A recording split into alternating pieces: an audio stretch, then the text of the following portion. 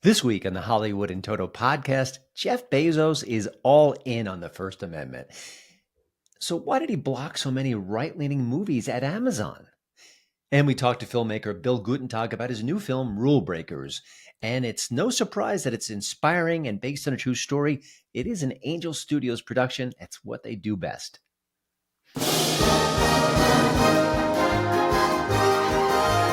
Welcome to the Hollywood in Toto podcast. Entertainment news and reviews without the woke Hollywood narrative. Free speech, free expression. Now that's entertainment. And here's your host, award-winning film critic, Christian Toto. A based Jeff Bezos has everyone in a lather. The Amazon founder and owner of the Washington Post came out with a decree earlier this week that said that his paper is going to be focused on the editorial page with personal responsibilities and free market principles. And many heads exploded as a result, including those of his Washington Post employees. One of them actually quit after hearing that decree. Imagine that, being so aghast at personal liberties and free markets that you quit your job. Well, that's just what journalism is today. Just as you're clearly aware that biased journalism sells more magazines. I mean, when you think about it, what he said was as American as apple pie, hot dog, Chevrolet. So why the outrage?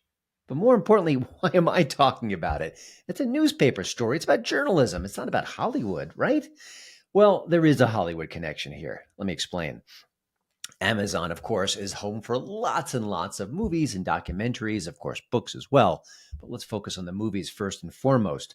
Well, in the past, Amazon hasn't been too kind to certain films. Films that have a right-leaning perspective, maybe films that just don't agree with the narrative on certain subjects. You can't say that.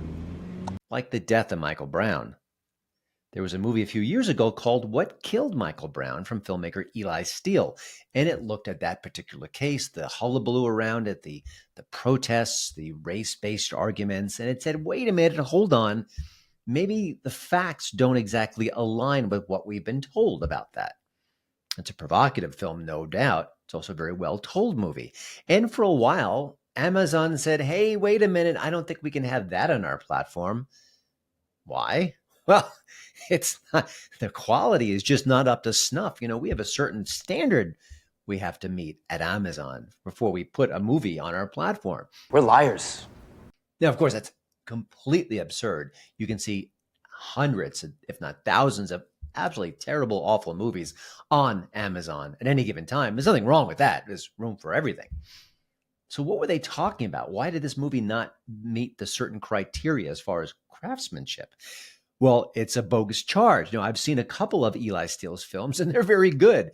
They're well crafted, they're smart, they're nuanced, they're thoughtful. This was just a complete lie. And fortunately, a few media outlets actually picked up the story, and then Amazon, tail between its legs, said, "Oh, okay, we'll have to put it back on our platform. It's good. Sorry." I suppose I'm trying to backpedal a bit. Suspicious, right? No doubt. Another story about Amazon involves a movie called Created Equal, Clarence Thomas in his own words. This was a documentary by Michael Pack, came out on PBS, certainly no fringe outlet, and then eventually it made its way to Amazon. Seems pretty normal, except Amazon decided at one moment just to take it down, get rid of it, remove it. You couldn't stream it on Amazon. And they did that not only without warning, but during Black History Month. Yeah, they took down the Black conservative justice from the Supreme Court during Black History Month. Again, no warning, no explanation, just gone. I feel like Clarence Thomas. More recently, last year, Robbie Starbuck, who is sort of the enemy of DEI, and God bless him for that, he put out a movie called A War on Children, which looked at the sexual exploitation of kids in schools across the country. It could be parents being hidden from the fact that their children are changing genders. That's actually happening in California. I'm going to guess elsewhere as well. Also, really graphically sexual content that is included in school libraries, things like that. Let's just say it was an inappropriate word. It's an important subject, and you could agree or disagree with what's going on. Can't imagine why you would disagree. But anyway, that was an important film. And Amazon said, yeah, we're not going to have it on our platform. Not a chance. Blocked it. Just out and out blocked it. These are just a few of the examples where Amazon has done the wrong thing, has blocked movies because they didn't fit a certain criteria, a certain agenda. So which is it, Jeff Bezos? Are you the man of the people? Do you love the First Amendment? Do you want your paper, the Washington Post, to be a beacon, a guide for free speech and free thought? Or is it your ownership of Amazon where these things are happening? Now, I focus on the movies, but there were other cases. There was a book about sort of critical of the trans community and the trans agenda, and that book was just outright banned. They said it was hate speech. And there are other examples as well. There were some books about COVID-19 vaccines that were banned too, and that was at the behest of the President Biden administration. Again, the administration could ask that, they could request it, but Amazon's a private company. I mean, they could say yes or they could say no, and they said, yeah, we'll go along with it. So color me skeptical. I'd love if Jeff Bezos is as based as we think he is, if he's had a change of heart about the First Amendment, if he wants to really rally for free speech from the pages of the Washington Post, and hopefully that will trickle down to Amazon itself. But until I see proof of it, I'm not buying it, Jeff. I'm sorry. Until Amazon does the right thing consistently, I'm going to call BS on it. And the same goes for the Washington Post. They've got to get better. That's an awful newspaper. And anything they can do to change it is good. Let's hope that change happens.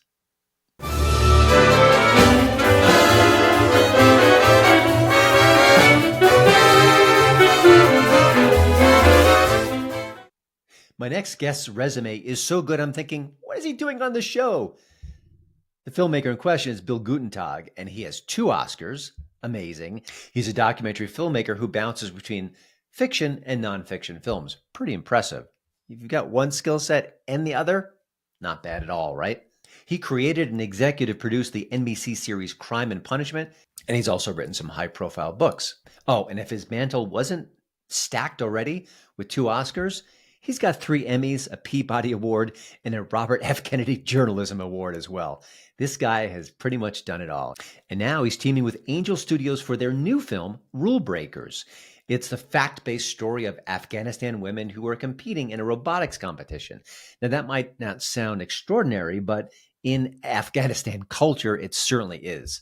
Women are not encouraged to pursue academic excellence, to say the very least.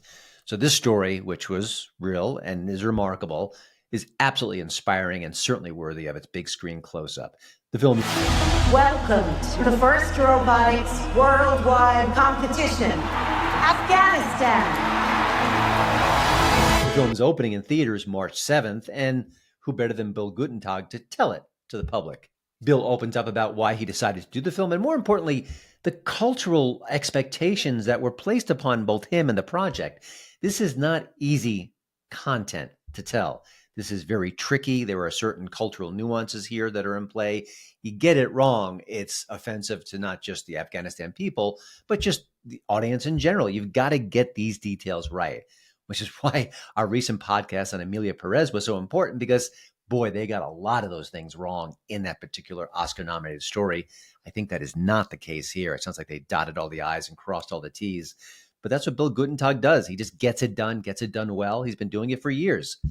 So I hope you enjoyed my conversation with Bill. I had a great time. It was one of the more interesting and enjoyable chats I've had on this show. And I think you'll learn a lot from it and also realize why he's got all those trophies on his mantle. He's just good. He's just good. Bill, thanks for joining the show. You know, I always like to start with the origin story, especially with a movie like Rule Breakers, because how someone like yourself with your pedigree finds a subject like this, how they come to agree to bring it to the screen.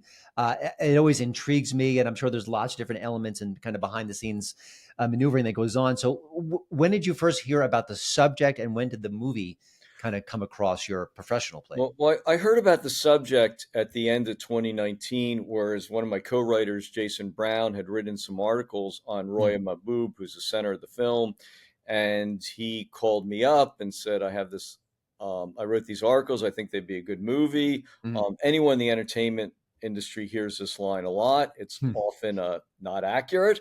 In this, in this case, it was extremely accurate. Yeah. And then shortly after it struck me as a good idea, Mhm. then COVID hit. And if you remember, we were all like in our houses, and Yeah. I was working on a TV series, but at night, I Jason and I would just have these long, long conversations with Roya where she started telling us her life story. Mhm. And later we brought Roya's sister on to help us write the script. But I remember thinking, this is a really powerful story and it should be a movie. And at that point, we wrote a script. And then we're very fortunate that people came on to fund the film, to distribute the film. Actors, a lot of actors said yes to us. Mhm. I think that it's a story that is a powerful story. And that's what's most important when you're making a movie. Yeah. No, a lot of the work you've done in the past deals with social issues, progress, a lot of heavier material, that stories of consequence. I imagine that is a significant factor when you decide to devote a part of your professional life It, to a movie like this. Oh yeah, it takes years to make a film. And look, to be Mhm. clear, I mean, you don't do this by yourself. Anyone who goes to a movie theater and, looks at the credits sees how Mhm. many people contribute to a movie. An awful lot of people contribute. But, I think this is an important subject in some ways. We're like a Mhm. 2-hour ad for girls in STEM, which is something I think is important. But I also like to stress that first and foremost, we're a movie with all the excitement and the drama of movies. In some ways, we're like a Mhm. sports movie. And, you don't like, if you take a film like Miracle, you don't have to really be into ice hockey to love, a movie Mhm. about a hockey team, or Rocky, to like boxing, to like a film about it. Um, the boxer struggle. I mean, it's an underdog story in some ways. And I think folks like underdog stories, and, and especially when they're true. I Mhm. mean, that was, I think, the beauty of the movie Miracle was a true story. And I think part of it is with us, we're a true story about this underdog Mhm. team that really triumphed over a lot of hardship, to make its mark on the world. It's always interesting when you see a fact-based story, and obviously there's creative license. You have to make certain dramatic changes just to make it more compelling. But often in movies like this, there's an element or a scene or a movie or a moment that's seems, oh wait, that can't be true. It can't, and it is. Is there anything? Are there any little elements of this movie? I mean, maybe there's dozens, but There's lots of that in yeah. this movie. I mean, in this movie, um, it's a fictional film, but based on a true story. Mm. And we have one scene where Roya, the central character, was trying to start a girls' robotics team in Afghanistan. There was a tremendous amount of Mhm. resistance, and you know, she goes all over town trying to get girls to show up and to be part of the team. And they're going to have it at a girls' high school. She shows up at the girls' high school, walks into the classroom and finds the room to be empty, like no one's there.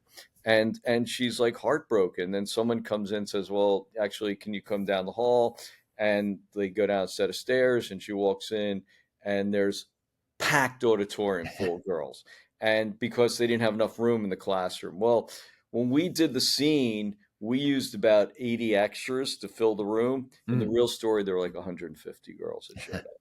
So, I mean, I think it was a powerful scene. I hope audience members think it's a powerful scene. But in reality, it was even more girls wanted to do it. There was Oh just man. such a hunger to be part of this. Yeah.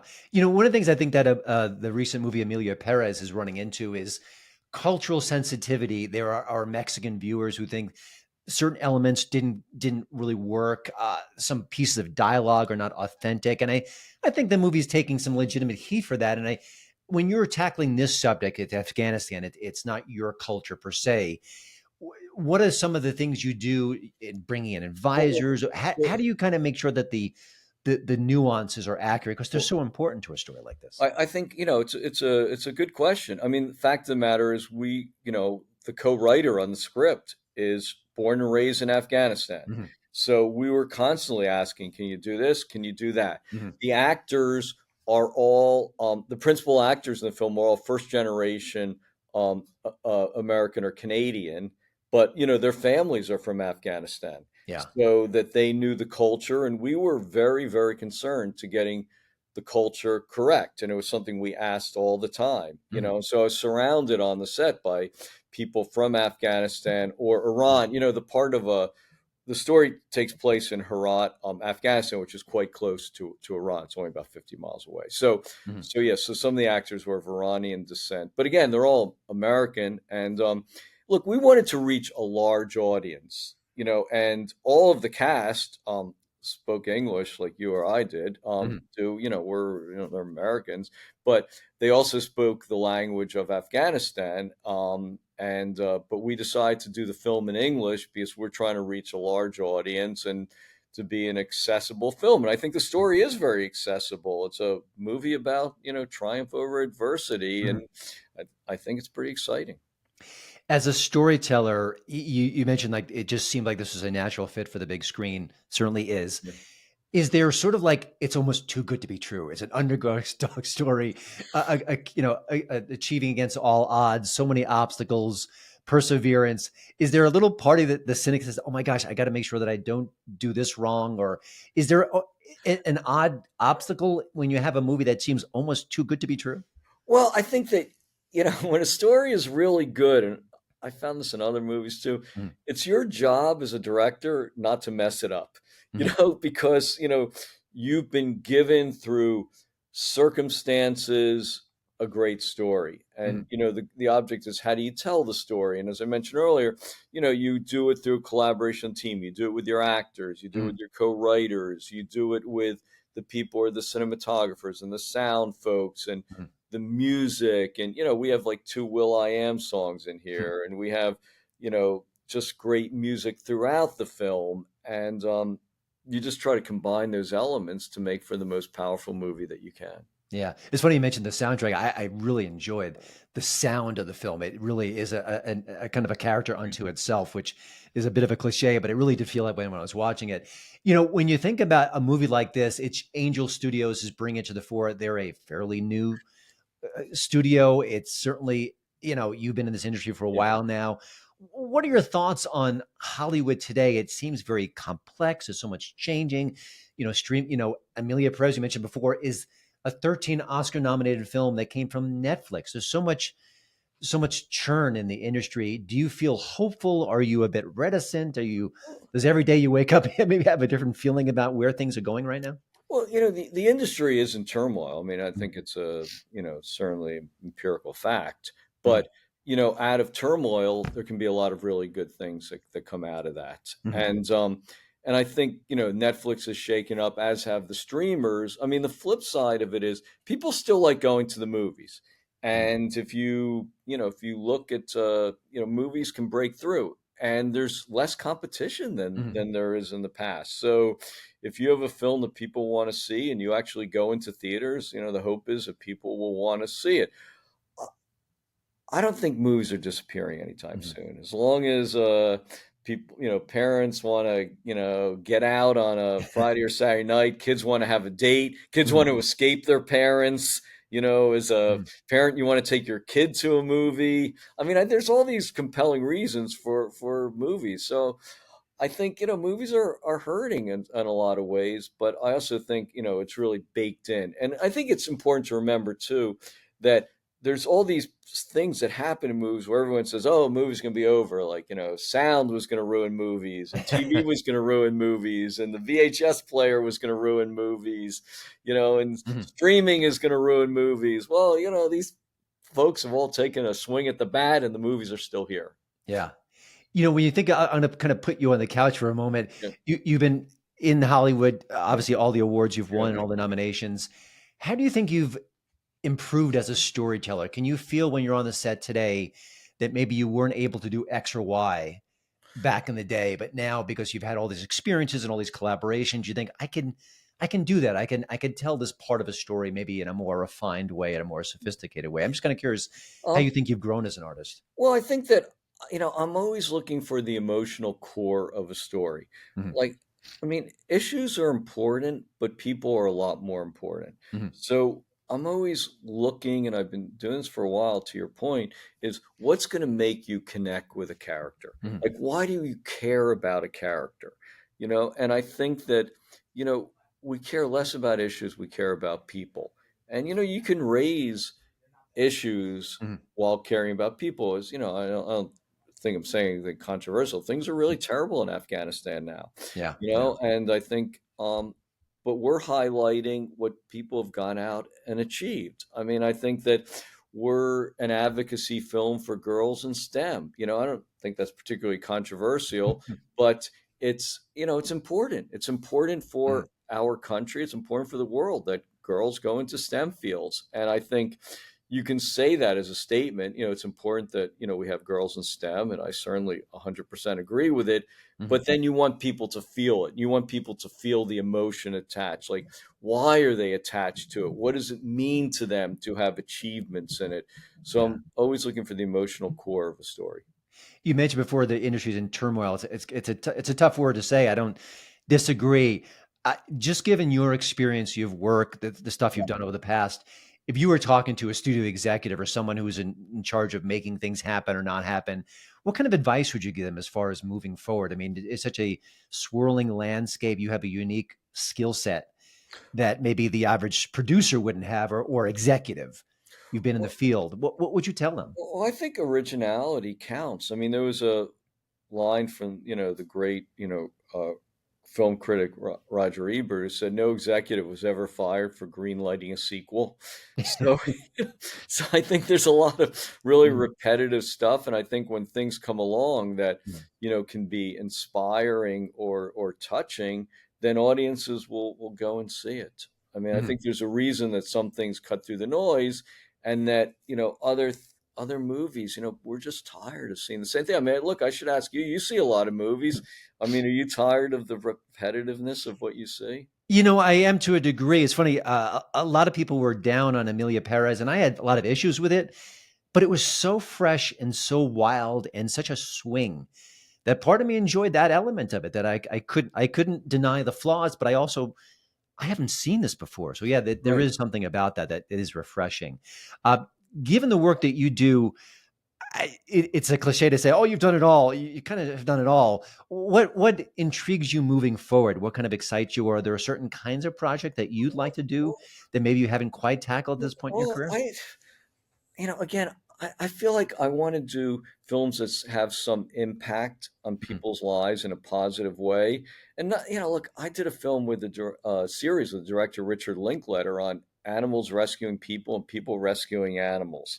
Mhm. I mean, it was just important, to me that we have films, a TV series that celebrate this. So this is Mhm. what I'm looking for. I'm looking for something that can have some sort of positive impact Yeah. on people, and makes for a compelling story.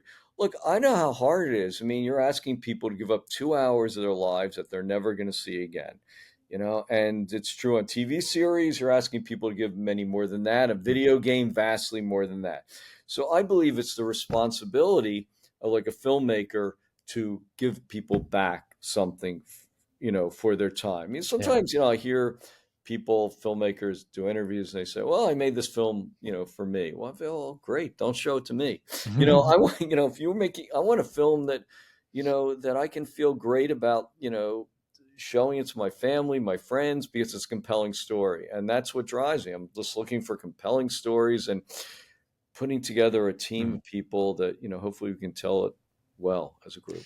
One last question. There was a Yeah. speech given recently by Breaking Bad creator Vince Gilligan about where he'd like to see Hollywood go next. And he said something that I've thought about in the past is that, we have all these anti-heroes and some of them are wonderful and complex, and Tony Soprano and Walter White, and obviously attached to great shows. But he said, we need more good guys. And I mean, guys and gals, obviously. Yeah. Yeah. And he said that they're harder to write, but that we need them as a culture. I was kind of curious what your thoughts on that are on both fronts. They do seem more complicated to write, but also I do think they're necessary. You're a storyteller. What was your, I don't know if you heard that speech or not, but I, what's your I, reaction to that? I didn't hear the speech. I think it's a great line because Mm, one of the powerful things about movies are, and TV for that matter, is they're mm, aspirational, and people see themselves, in the characters, and it gives them some sort of hope. And so, look, he's created, Vince Gilligan, amazing characters. Mm. But you hope people don't want to be Walter White. I mean, it's like, but there's plenty of people out there that you really do like hope you can be like, and I think that's one things that we're trying to do in our film, that people have great adversity and they triumph. I mean, I think this Yeah. is the beauty of film and the aspirational quality of it, and film is very powerful, and you hope that you can marshal the power and do some good with it. Yeah, it's funny. In recent years, we had a new Superman by Henry Cavill, and they Mm. made him dark and brooding. And I thought, I grew up on Christopher Reeve, and he was like a Boy Scout, but he was 3 dimensional, and he was just a great character. And I don't know what the new Superman. I know it's a sequel and a reboot. We're kind of casting a very askance at that kind of storytelling. But I wouldn't mind if the old Boy Scout came back and showed us that character can still be compelling and wonderful and convincing. Right. I mean, look, I thought Christopher was a great Superman, and he Mhm. was apparently just a great guy too. Mhm. And maybe there's some positive bleed over. He certainly lived a life of consequence even after the tragic accident that Yeah, brought of course, that's a Superman documentary from him. Yeah. last year. But well, another movie of consequences, his Rule Breakers, is coming out in theaters everywhere March 7th. Please do check it out. It's inspirational. God, I have 2 boys, but I mean, I want them to see it too. But if you have a daughter, I can't imagine a better movie for them to watch and to come out of the theater and have some great conversations. That's part of the fun of going to the movies in the first place. But Bill, thank you so much for joining the show. I appreciate your work, and it's a pleasure to speak to someone of your skill set. You really have made a consequential impact on film. It's a great achievement. Thank you for your very kind words, and thank you for having me on. Really appreciate it. Your character actor of the week is Luis Guzman. And by the way, if you've got a favorite character actor you want to be spotlighted here, well, let me know in the comments section on YouTube or Rumble. Maybe he or she will pop up sooner than later. Well, that's it for the show this week. Again, just a reminder, that kidney stone I've got is still floating within me somewhere, somehow. Doesn't want to come out. Come out wherever you are. Just chilling, just hanging in there. And I really wish we'd part ways, but not quite yet. But the show must go on. And there you go. So I'll keep you posted on Mr. Stone's progress when he decides to make his great escape. But for now, he is hanging tight and seems rather happy. And I'm not happy with him. By the way, again, of course, thank you to Radio America for having me as part of their great podcast lineup. I do hope you'll check out HollywoodInToto.com. It is my website, formed in 2014. It is over 10 years old now. It is like the show, the right take on entertainment, updated daily. And by the way, when you're watching this, I will probably be on vacation. But when you're an entrepreneur, a solopreneur, you really don't have vacations per se. You still work, whether you're at the beach or maybe even visiting spring training in Arizona, which is where I'll be. But the show will go on. Next week's episode will be a little bit late, but we will have it for you, I promise. And again, I appreciate your time, your effort for checking out the show. Now go out there and have the very best week possible. Doctor's orders.